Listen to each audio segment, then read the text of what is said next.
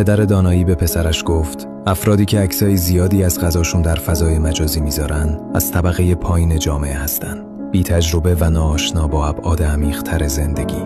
کسانی که از سفرهاشون عکس میذارن معمولاً طبقه متوسط هستن. اونا به تازگی تونستن نیازهای اولیه مثل غذا و پوشاک رو برطرف کنن. افراد واقعاً ثروتمند در زمان تربیت فرزندانشون درک عمیقی از طبیعت انسان رو بهشون آموزش میدن، در حالی که قشر ضعیف تمام تمرکزشون روی یاد دادن مهارت‌های فنیه.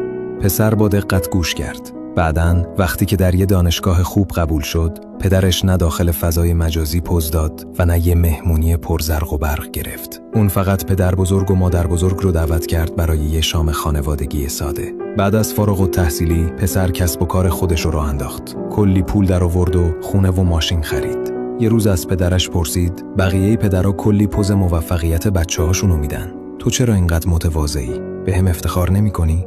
پدر گفت پسرم، یادت باشه دلهای آدم‌ها پیچیده است. وقتی بی پولی کسی بهت اهمیت نمیده، ولی وقتی پول داری حتی غریبه ها هم سراغ تو میگیرن.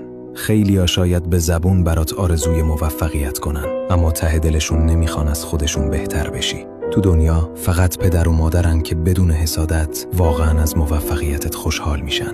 هرچی بالاتر بری آسونتر باعث تحریک حسادت بقیه میشی. تواضع فقط نشونه ادب نیست، یه سپر دفاعیه. پسر با شنیدن این حرفا بالاخره فهمید که تسلط بر طبیعت انسان از جشن گرفتن موفقیت‌های فردی مهمتره.